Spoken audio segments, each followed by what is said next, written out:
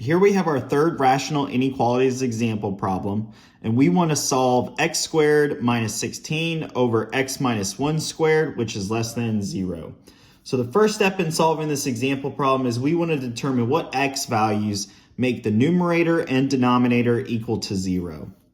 So after doing that, we separated the numerator on the left-hand side and got x is equal to plus or minus 1.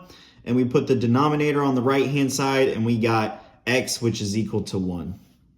So after determining those x values, we can use them as boundary conditions on our graph and set up test points around those boundary conditions to determine at what point the sign of the inequality changes.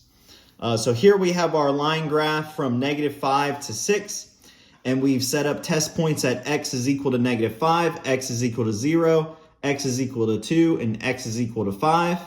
After setting up these test points, we found that the solution set was from -4 to 1 and from 1 to 4. And that was by putting in each test point into the example problem and determining if it was true or false related to the inequality and the 0. And so the last step in solving this example problem is we want to write this solution set in inequality and interval notation form. But before we do that, we just have to make some notes.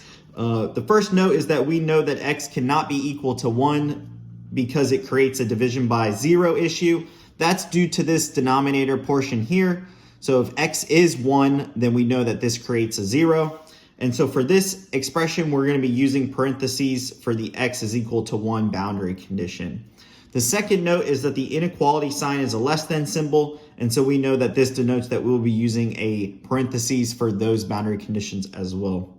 So from this solution set from -4 to 1, we have -4, which is less than x, which is less than 1. And in interval notation form, we have a parentheses -4, comma 1. And for the solution set from 1 to 4, we have 1, which is less than x, which is less than 4.